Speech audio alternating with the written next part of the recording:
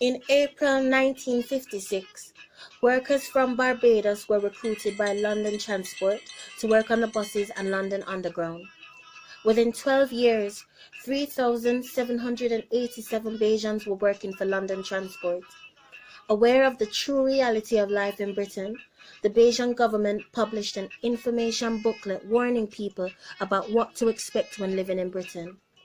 Our beloved NHS and British Rail were amongst the top two organizations that recruited people from the Caribbean.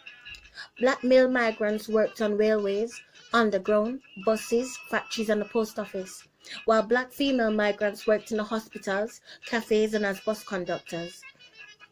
For Sheffield, Maxine Dufus was the first black female bus conductor to operate the buses in the 80s. Black workers made a significant impact on the capital's transport system, but even more so on the National Health Service. The BBC even aired a documentary in 2016 called Black Nurses, the Women Who Saved the NHS. So why is it that in a time of crisis, when a nation began their celebrations for our treasured health service, the pictures shown were not a true reflection of the workers that saves lives every day?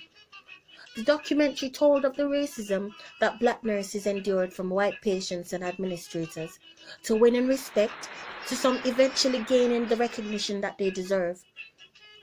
These nurses never gave up their fight.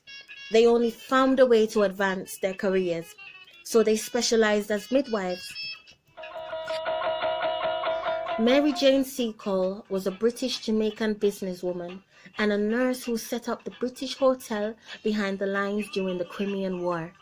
She described this as a mess table and comfortable quarters for sick and convalescent officers, and provided succor for wounded servicemen on the battlefield.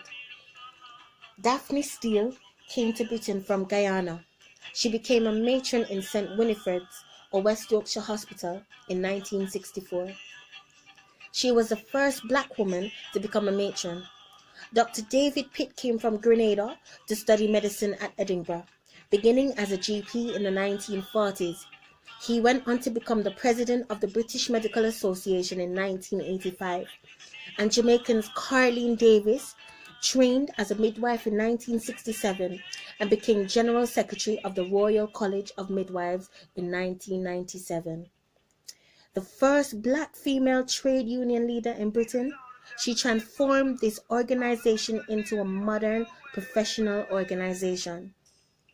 These are only a few of the stories of the impact that black migrants had on the NHS and transport system. And we know that there are many more stories out there that have gone untold. If you have a story to share, then please let us know, because we'd love to hear them. Give thanks.